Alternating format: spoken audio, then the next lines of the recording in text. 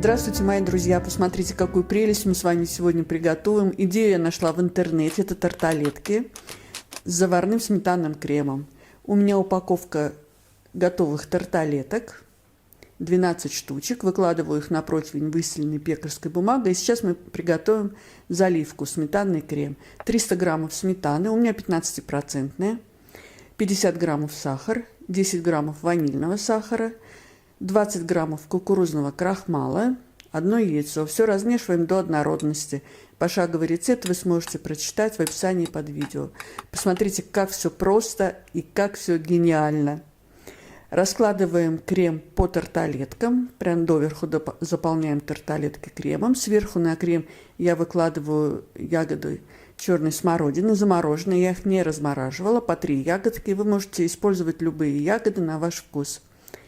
Друзья мои, если вам нравится видео, ставьте лайк. Это поможет продвижению видео. Его увидит большее количество зрителей. Посмотрите, как они симпатично начинают смотреться. Духовка у меня заранее разогрета на 180 градусов режим вверх-вниз. Будем запекать тарталетки 15-20 минут. В моей духовке они запекались 20 минут. Даем им остыть. Перед подачей тарталетки можно посыпать сахарной пудрой. Посмотрите, какие же они хорошенькие. Сейчас я ее разрежу, тарталетку, и вы посмотрите, как смотрится внутри все.